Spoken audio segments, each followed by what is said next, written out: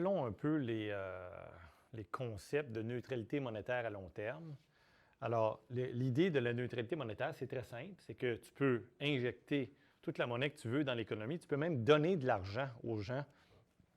Si je donne demain 1 million de dollars à tous les citoyens de l'économie, c'est sûr qu'à court terme, ça va marcher. Il va y avoir de la magie.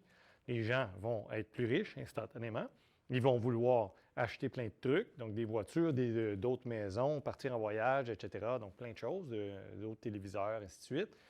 Les entreprises vont sentir la demande, ils vont essayer de fournir, ils vont embaucher plein de monde, produire plus. Ça fait rouler l'économie. Les salaires vont se mettre à augmenter parce qu'ils n'arriveront pas à trouver des gens. Et l'économie va tourner plein régime.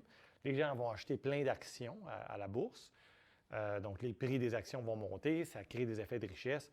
Gros party à court, moyen terme. Donc, 1 an, 2 ans, 3 ans. Ça peut durer 4 ans, 5 ans. Puis, à un moment donné, évidemment, tous les prix, tous les salaires se mettent à s'ajuster.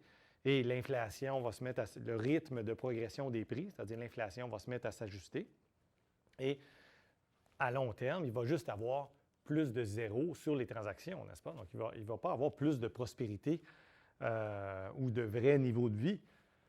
Et donc, ça, c'est pas vraiment en lien avec le cours. Ça, c'est de la macroéconomie introduction là, fondamentale, mais il faut quand même le mentionner. À long terme, la croissance du PIB, c'est-à-dire la grosseur de la tarte, là, ça provient de deux choses, le nombre de gens qui travaillent, donc le nombre d'employés, et la productivité moyenne de ces gens-là. Et donc ça, évidemment, ça va loin, la productivité. C'est l'investissement en capital physique, la technologie, l'innovation, la recherche et le développement, le capital humain, la connaissance. Tout ça joue un rôle dans la productivité. Évidemment, la santé du marché du travail. Donc, s'il y a beaucoup de chômage et que le taux d'emploi est faible, alors l'économie fait travailler peu de gens. Et si le taux d'emploi est élevé et le chômage est faible, alors l'économie fait travailler beaucoup de gens. Donc, dans ce cas-là, le niveau de vie moyen va être plus élevé, en général. Donc, ça, c'est les éléments fondamentaux de la croissance de long terme. Ça n'a rien à voir avec la quantité de monnaie qui t'imprime à court terme, évidemment. Donc, ça, c'est toute l'idée de la neutralité monétaire à long terme. Donc, tu peux imprimer plein de M, donc de monnaie, mais à long terme, ça va tout simplement se retrouver dans le niveau des prix. Dans le niveau des prix. Donc, tu augmentes M et avec un retard, donc avec un lag qui est variable et qui dépend de plein de choses, mais les prix vont rattraper un jour ou l'autre le stock de monnaie et tu ne seras pas plus avancé qu'avant, évidemment, parce que les éléments fondamentaux, donc par exemple pour le niveau de vie, c'est la productivité. Donc l'efficience du processus de production, c'est ça le niveau de vie. C'est là que ça vient. Donc ça ne va pas, ces choses-là ne vont pas soudainement rendre tout le monde plus intelligent ou quoi que ce soit comme ça. Et de la même façon, évidemment, à long terme, la variation en pourcentage de la monnaie, c'est-à-dire la croissance du stock monétaire, est fortement corrélée. Donc ça, c'est de la corrélation, là. Donc, est fortement corrélée à la progression des prix, donc à la variation en pourcentage des prix, qui est quoi? Bien, qui est l'inflation, évidemment, n'est-ce pas? Et donc, si tu augmentes soudainement tout ton stock monétaire d'un coup, mais tes prix un jour ou l'autre, généralement plus tard, donc ils vont s'ajuster avec un retard au prix, à la monnaie, mais ils vont quand même s'ajuster. Et si tu te mets à imprimer plus rapidement en permanence, à créer de la monnaie à un rythme plus rapide, bien, un jour ou l'autre, ça va paraître dans l'inflation parce que les prix vont progresser aussi à un rythme plus rapide. Et donc, le processus inflationniste, si on veut, c'est que tu crées de la monnaie. Donc là, il y a différentes choses. Donc, tu peux avoir une hausse de stock de monnaie d'un coup, tu sais, et plus tard, ce que ça fait, c'est que, donc là, il y a de la magie de court terme. Donc là, le Y augmente, le chômage baisse. Oups, le chômage baisse, et ça, c'est merveilleux.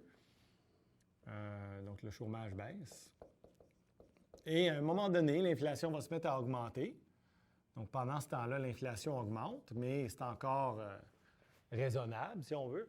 Et un jour ou l'autre, à long terme, tous les prix vont avoir tellement augmenté que ça va éliminer l'effet de la monnaie, n'est-ce pas? Parce que le ratio M sur P va revenir à ce qu'il était avant. Donc, ça, c'est une impression de monnaie en un coup. Donc, ça ne crée pas d'effets de long terme fondamentaux. Okay? Mais évidemment, ça peut aider beaucoup à court terme à passer à travers les chocs. Okay? Donc, le processus inflationniste, c'est que tu crées de la monnaie et plus tard, ça met des pressions sur les prix, l'inflation se met à augmenter et tous les prix s'ajustent. Et après ça, tu reviens, si on veut, à la normale. S'il n'y a rien de fondamental qui a changé, technologie, innovation, productivité, qualité des institutions, corruption, bon, la liste est très longue de ce qui fait ou pas la prospérité d'une économie et d'une société en général. Mais en gros, si les variables, disons, fondamentales ou structurelles n'ont pas changé, alors ça, la Banque centrale ne va rien faire de spécial avec sa monnaie par rapport à ça.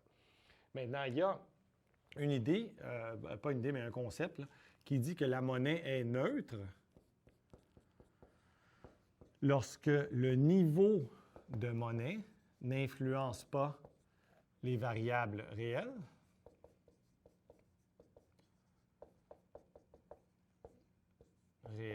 Donc, quelles sont les variables réelles? Les variables réelles sont le chômage, la productivité, le PIB réel, le nombre de personnes qui travaillent à long terme, etc. Donc ça, c'est la monnaie neutre. À long terme, la monnaie est dite neutre lorsque la monnaie, le niveau de monnaie n'influence pas les variables réelles à long terme. Et on dit que la monnaie est super neutre. Super neutre lorsque l'inflation, c'est-à-dire le rythme de progression de la monnaie, donc l'inflation ou la variation en pourcentage de la monnaie qui, à long terme, détermine beaucoup l'inflation, n'influence pas les variables réelles. Okay. Les variables réelles. Donc, il se peut qu'il y ait une monnaie qui est neutre, mais pas super neutre, mais bon, là, ça dépend, c'est au cas par cas un peu. C'est sûr qu'une inflation très élevée va un jour ou l'autre influencer plein d'éléments. Donc, une économie qui a trop d'inflation va avoir des effets, va avoir des problèmes réels, donc concrets, même à long terme. Donc, probablement qu'au-dessus d'un certain niveau d'inflation, je ne sais pas, je devine là, comme ça, là, mettons en haut de 10 % par exemple, probablement que l'inflation va avoir des effets réels, même à long terme. Donc ça, on ne veut pas ça.